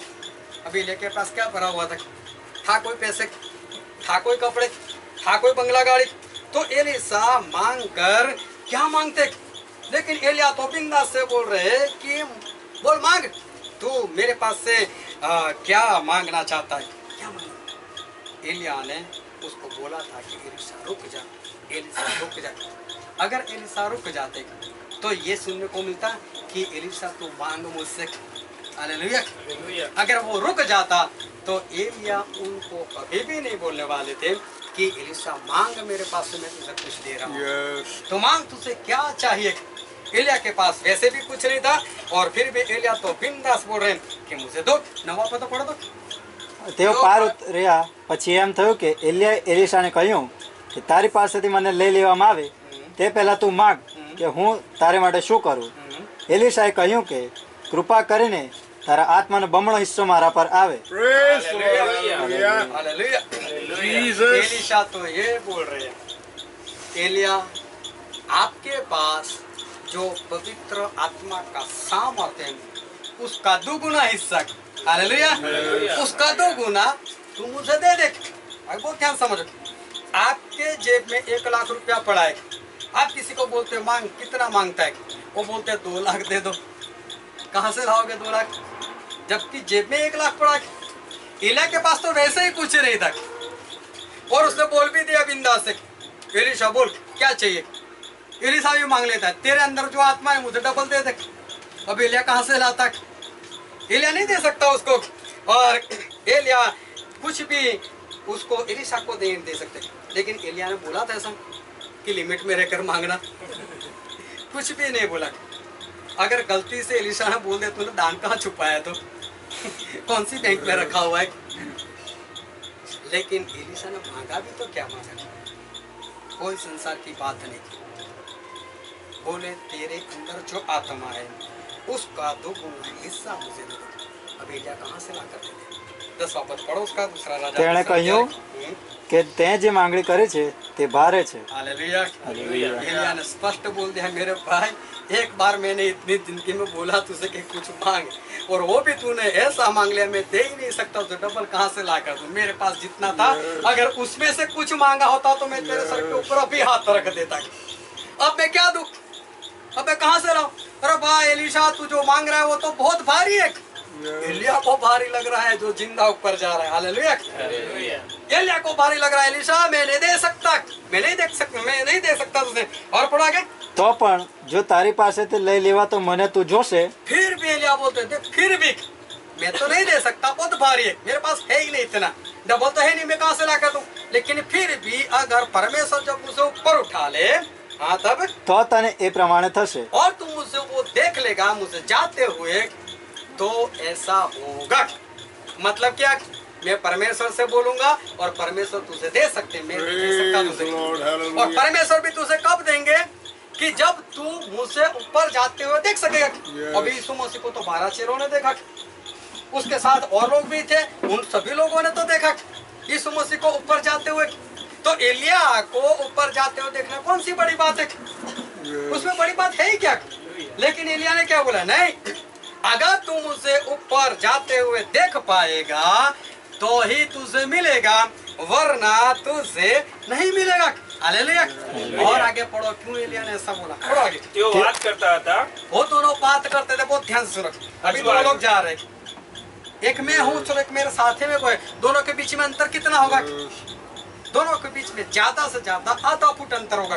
जब 2 लोग साथ में चलते हैं तो आधा फुट दोनों के बीच में अंतर होता है, उससे ज्यादा नहीं। ये दोनों बात कर रहे हैं, एलिया बोल रहा है, एलिसा बोल तू मांग ले, चल मैं ऊपर जा रहा हूँ, उससे पहले मांग ले, तुझे क्या चाहिए? एलिसा बोल रहा है तेरे अंदर जो आत्मा है उसका तू गुना समुझ दे दे। बोलते कोई बात नहीं, तुझे मिल जाएगा, लेकिन कब? अगर तू मुझे ऊपर जाते हुए देखेगा तो। ऐसा नहीं कि एक किनारे के उस पर खड़ा है, एक यहाँ पर खड़ा है और दोनों जोर जोरों से बात करें, दोनों साथ में जा रहे। 11 पद पढ़ो। તેઓ વાત કરતા કરતા હજુ આગળ ચાલી हाँ, રહેતા वो હતા दोनों बात करते करते जा रहे हैं और એટલામાં એમ થયું કે જુઓ અગ્નિરથ તથા અગ્નિના ઘોડા દેખાયા। Hallelujah, hallelujah. अग्नि से बने हुए घोड़े और अग्नि के रथ दिखाई दिए। हालेलुया। હાલેલુયા।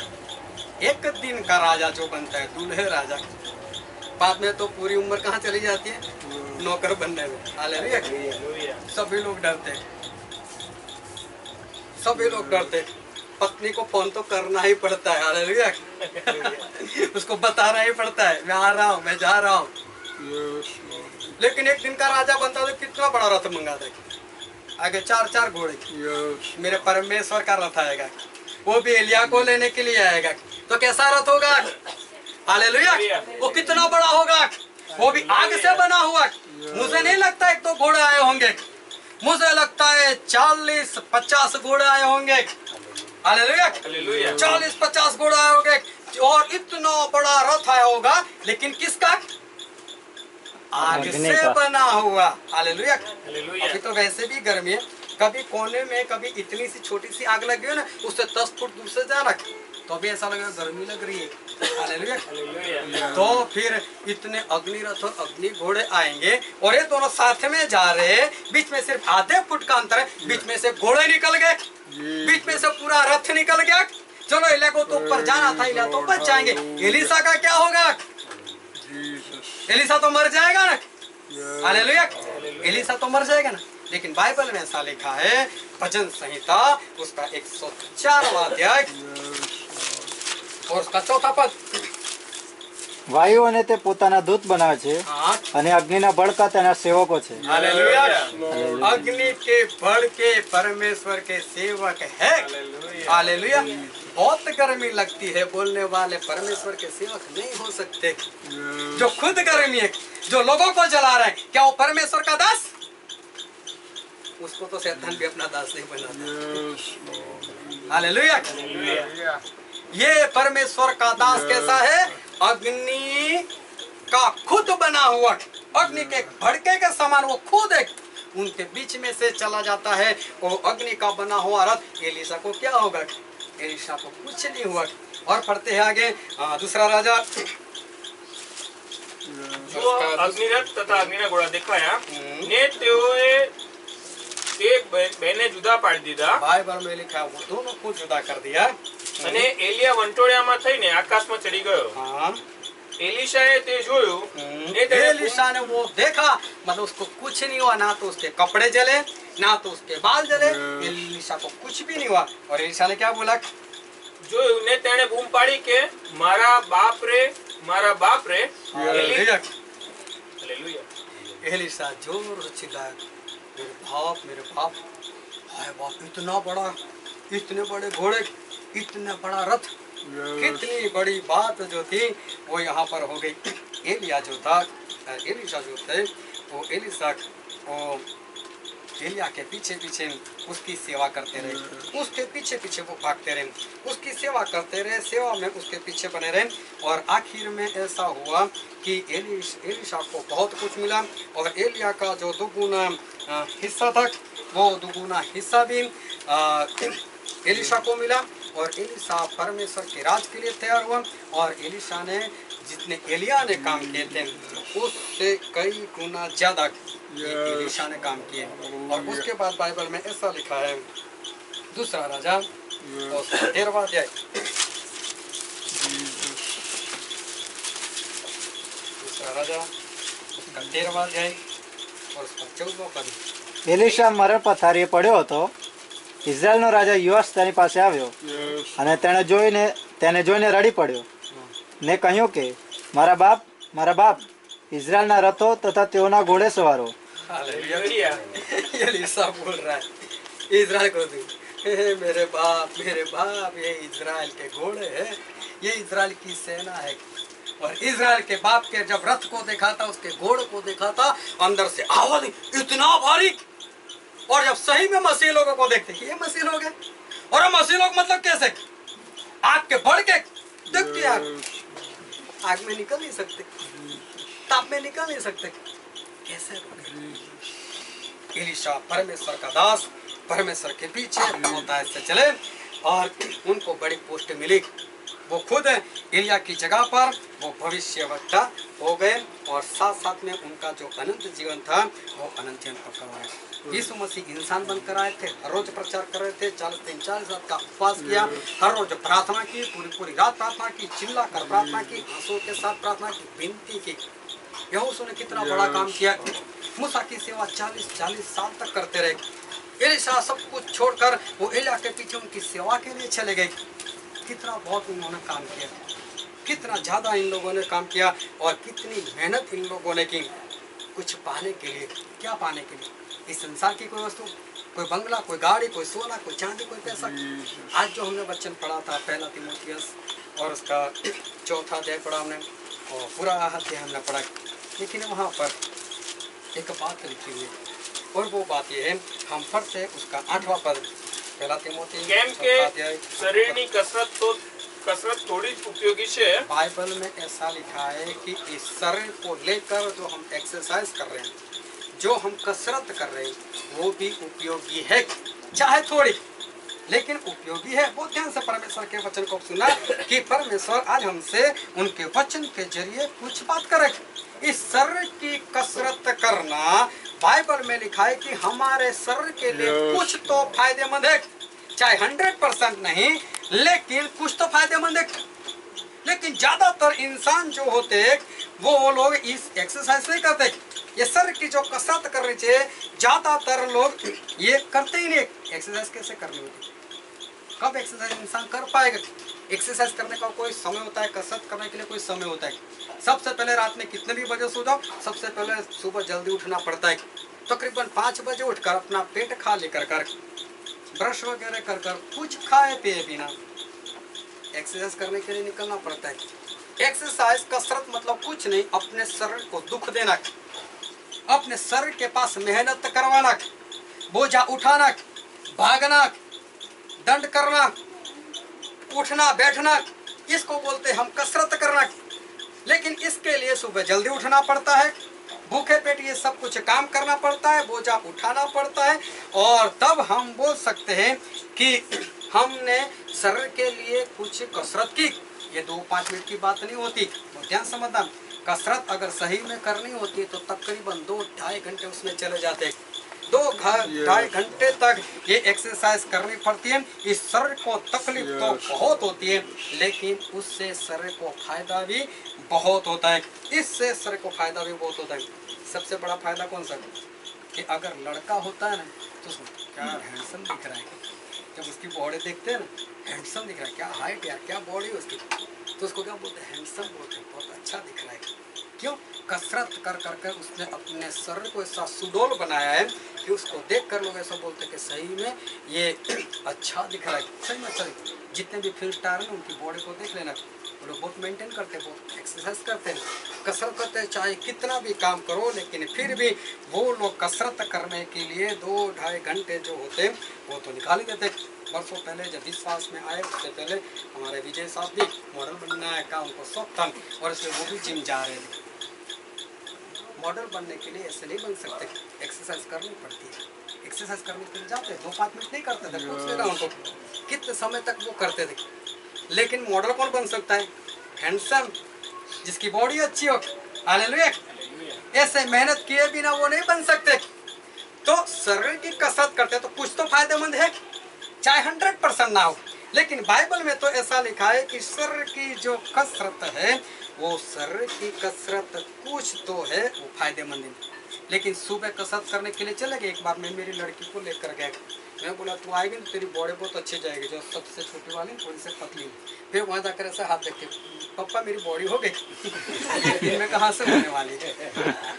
एक दिन में नहीं होती, उसके लिए लगातार जाना पड़ता है। हालेलुया। लगातार जाते हैं तब बॉडी बनती है, तब लोग बोलते हैं हाँ भी तू हैंडसम दिखता है। शरीर की जो कसरत होती है वो कुछ तो फायदेमंद होती है, लेकिन लोग ये नहीं करते। एक भाई साहब बोल रहे कि लोगों को सुख हजम करना नहीं आता। सुख जो होता है वो हजम करना नहीं आता। लोग मेहनत करते, पैसा कमाते। कई बार ऐसा होता है कि मेहनत करते करते कुछ ऐसी नौकरी मिल गई, ऐसा कारोबार चल गया और बहुत पैसे कमा लिए और घर भी बन गया। वो लोग क्या क्या करते, बहुत काम किया, अभी तो आराम करो, अभी तो आराम करो, सोते रहते। सुबह 8 बजे तक 10 बजे तक सोते रहते, उठते नहीं है। फिर एक बार पता चलता है कि पेट में कुछ दर्द हो रहा है, फिर कुछ पता चलता है कुछ हल्के से चक्कर आ रहे हैं। और फिर जब अस्पताल में जाते हैं, डॉक्टर बोलता है कि आपकी जो हृदय की एक वेन है ना, उसमें कुछ चर्बी आ गई है और अभी उसमें से लहू आगे नहीं जा रहा है। आपका जो ब्लड प्रेशर है वो ज़्यादा हो गया, अभी नमक है उसको मत खाना। अभी सब इसको कंट्रोल में करने के लिए क्या करूँ, सुबह 5 बजे उठ जाना, गार्डन में चले जाना दौड़ने के लिए। कभी गार्डन में जाना, जवान लोग कम मिलेंगे, बूढ़े लोग ज़्यादा मिलेंगे। हालेलुया, क्योंकि तब तक पोल मार कर रखी है, घर में उठे ही नहीं है। और जब डॉक्टर ने बोला ना ऐसी परेशानी, अभी भागे। आत्मा में भी लोग ऐसा स्टैंडी बाय प्रार्थना करो, मेरे को इतनी मुसीबत आ पड़े, तो पहले से करनी थी ना, मुसीबत आती ही नहीं। और अगर आती तो तू इतना मजबूत होता, किसी को बोलने की जरूरत नहीं पड़ती। हालेलुया। और बाइबल में ऐसा लिखा है जो हमने पढ़ा, पहला तिमोथी उसका 4 अध्याय और उसका 7वां पद पढ़ा तो પણ અધર્મી દેવતા કપોળ કલ્પિત કહાણીઓથી અલગ રહે અને ઈશ્વર પરાયણતાની કસરત કર। Hallelujah, hallelujah.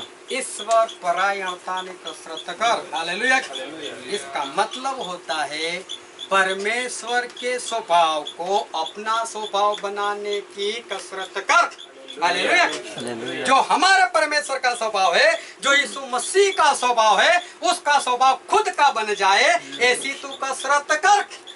फिर आगे लिखा है कि शरीर की कसरत तो कुछ ही फायदेमंद है, लेकिन ये कसरत ये तो आने वाले जीवन में भी फायदेमंद है। हालेलुया। आने वाले जीवन में मतलब अगर परमेश्वर आ गए और स्वर्ग में लेकर गए तो वहां पर भी फायदेमंद है। ये जो शरीर दिखता है, उस शरीर के लिए अगर कोई कसरत नहीं कर सकता, मैं दावे के साथ बोलता हूँ, वो कभी भी परमेश्वर के स्वभाव को अपना स्वभाव बनाने के लिए कभी कसरत नहीं करेंगे। जो इस शरीर की परवाह नहीं कर सकते, जो इस शरीर को नहीं देख सकते, वो कभी भी नहीं देखने वाले, क्योंकि आत्मा तो उनको दिखाई नहीं देता। लेकिन प्रभु यीशु इस धरती पर आए, उन्होंने कसरत की। हालेलुया। 40 दिन 40 रात तक उपवास कर कर कसरत कर कर बताया। पूरा दिन प्रचार, रात में प्रार्थना, लगातार वो कसरत करते रहे। तब सूली पर चढ़कर भी क्या बोलते हैं, परमेश्वर इसको माफ करो। हालेलुया। यहाँ तो गलती से गाड़ी भी ऊपर हमारे सामने चढ़े, हे दिखता नहीं तुझे क्या, सॉरी परमेश्वर मुझसे गलती हो गई। परमेश्वर का स्वभाव क्या बनेगा, कसरत ही नहीं कर रहे। परमेश्वर के स्वभाव को अपना स्वभाव बनाने की जो कसरत होती है, वो कसरत ही नहीं करते, वो कसरत ही नहीं करते। और जब कसरत नहीं करेंगे तो कब होगा। यहोशू ने कितनी कसरत की, 40 साल तक मूसा का नौकर बना रहा। एक भी बार ने बोला मूसा मेरे साथ भी परमेश्वर बात करते, तूने उपवास किए तो मैंने भी उपवास किया। उसने तो यही देखा, मूसा को जो करना है करे, मुझे तो मेरी कसरत करने दो, मुझे तो मेरी कसरत करने दो। एलीशा जो था, क्या देखा उन्होंने, बेल को छोड़ दिए, अपने खेत को छोड़ दिए, माता पिता को छोड़ दिया। एलिया के पास क्या मिला था, कुछ भी तो नहीं मिला था, लेकिन कसरत करते रहा तो आखिर में तो कुछ मिला नहीं। मूसा की जगह पर यहोशू आ गया। हालेलुया। हालेलुया। और एलिया की जगह पर एलीशा आ गया। एलिया ने जितने चमत्कार किए उससे डबल एलीशा ने कर कर बताए। क्यों, जब कसरत की थी तब। जब मूसा नहीं पहुंचा पाया इन लोगों को विश्राम के देश में, तो यहोशू ने पहुंचा दिया। हालेलुया। मूसा का आधा काम किसने कर दिया खत्म, यहोशू ने कर दिया। लेकिन कब कर पाए, पहले से कसरत करते थे तब, कसरत करते थे तब। कभी किसी को बोलो 10 दंड बैठक कर कर बताए, दूसरे 10 दिन तक उठेगा नहीं। लेकिन हर रोज करता आता वो तो बोले कि 10 दिन में 50 कर कर बताता हूँ, कोई बात नहीं। जब कॉलेज में पढ़ता था, हम लोग एनसीसी में गए थे, कॉलेज के लड़के रोते थे रात को, वो मम्मी वो पापा ऐसे करके रोते थे, क्योंकि दिन में वो लोग कसरत करवाते थे। मेरा शौक था कसरत करना, तो मुझे वहाँ पर कोई परेशानी नहीं हुई। मैं हंसते हुए गया, हंसते हुए वापस आया, वहाँ पर कोई परेशानी नहीं हुई। ये आने वाले जीवन के लिए है। ये आज के लिए नहीं होता, आज कसरत की आज कुछ मिल जाएगा, बरसों लग जाते, लेकिन तब जो कुछ मिलना होता है वो तब मिल तो जाता ही है, Yes. क्योंकि हमारे परमेश्वर देते हैं। जब सब कुछ अच्छा चल रहा है तब लोगों को ये कसरत दिखाई नहीं देती। जब परेशानी आती है, जब आत्मा का ब्लड प्रेशर बढ़ जाता है, जब उसमें परेशानी आती है, जब उसमें वेन ब्लॉक हो जाते हैं, तब लोग दौड़ते हैं और बोलते हैं मेरे लिए प्रार्थना करो, मेरे लिए प्रार्थना करो। बहुत लोगों के लिए मैंने प्रार्थना की, बीच में मैं और प्रिंगल भाई बात कर रहे थे, बहुत लोगों के लिए प्रार्थना करो। ऐसे लोगों को याद कर रहे थे कि जिन्होंने प्रार्थना करने के बाद कभी नहीं बुलाया। Yes. एक भाई साहब जिसको एड्स तक रो रहे थे, एड्स उनका चला गया, हम दोनों आमने सामने मिलकर उसने मुझे पहचाना तक नहीं कि यही वो इंसान था जिसने मेरे लिए Yes, प्रार्थना की। Lord. पहचाना भी नहीं। फिर भाई बोलते हैं ऐसे भी हैं? अरे ऐसे कैसे तो बहुत लोग हैं, ऐसे तो बहुत लोग हैं। जब जरूरत पड़ती है तब भाग कर आते हैं, कि जैसे जरूरत लगे कसरत करना बंद, अभी आराम से खाते रहो, पीते रहो, सोते रहो, टेली तो ऐसा है, टेली तो वैसा है, बोलते रहते हैं और कुछ भी नहीं होता। लेकिन पवित्र आत्मा के जरिए यहोशू ने और एलीशा ने पूरी कसरत की और कसरत कर कर उन लोगों ने साबित कर दिया कि परमेश्वर उस कसरत का जो फल है वो फल वो देते। मूसा को पीछे कर दिया परमेश्वर ने और उसकी जगह पर यहोशू को बिठा दिया। एलिया को ऊपर बुला लिया और उसकी जगह पर जो एलीशा था उसको बिठा लिया। लेकिन एक बात समझ, जब तक मूसा है यहोशू आगे नहीं बढ़ सकता और ना ही यहोशू आगे बढ़ने का प्रयत्न भी करेगा। यही कसरत है, यही कसरत है। Jesus. किसी की लाइन को पहुंचकर Yes. कम कर ये मत बोलो कि मैं बड़ा हूँ, कभी नहीं बन पाओगे। लोगों को जाकर जोरों जोरों से बोलो मैं ये करता हूँ, ऐसी सेवा करता हूँ, वैसी सेवा करता हूँ, मैं ये करता हूँ, मेरे से ये हुआ, मेरे से हुआ, कुछ भी आगे नहीं बढ़ पाओगे।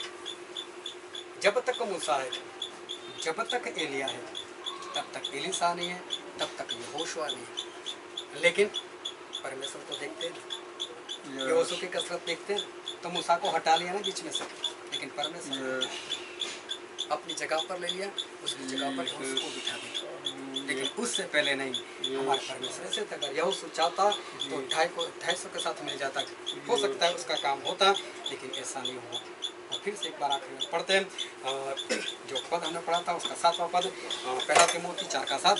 પણ અધર્મી તથા કપોળ કલ્પિત કહાણીઓથી અલગ રહે અને ઈશ્વર પરાયણતાની કસરત કર। जिस तरह से प्रभु यीशु ने की, जिस तरह से यहोशू ने की, जिस तरह से एलीशा ने की, हम भी ऐसी कसरत करने वाले बने। अगर कसरत करेंगे परमेश्वर को बहुत आनंद आएगा। अब हम हमारा वक्त बंद करते हैं, Yes. हमारे मस्तक को प्रभु यीशु के आगे झुकाते हैं। राजाओं के राजा, प्रभुओं के Yes. मेरे प्रियो, ये समय है कि हम अपने आप को जांचें, हम अपने आप को पढ़ें। हम सारे लोग आंखें बंद करेंगे, कोई किसी को देखेगा नहीं, Yes. कोई सारा नहीं देखेगा। अपने आप को जांचें, Jesus. क्या मैं कसरत कर रहा हूँ? क्या परमेश्वर के स्वभाव को अपना स्वभाव बनाने की मैं कसरत कर रहा हूँ?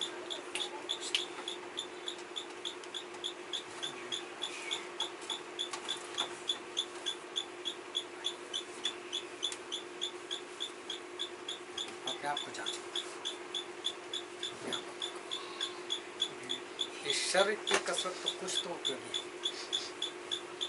अगर कोई वो ही नहीं कर रहा है तो ये कसरत कैसे कर पाएंगे? मेरे प्रियो, अगर प्रभु से ऐसी प्रार्थना करते हैं तो हमें करने की कितनी आवश्यकता है? अगर वो 40 दिन 40 रात का उपवास करते हैं, कितना Yes. उपवास करने की जरूरत है?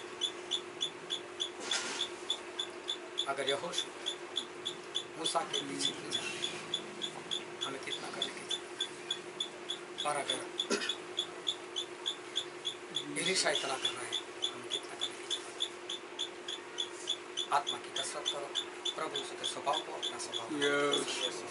ये वचन समझने के लिए, ग्रहण करने के लिए, उसके अनुसार चलने के लिए प्रभु यीशु की कृपा हम सभी को मिले। Amen. Thank you.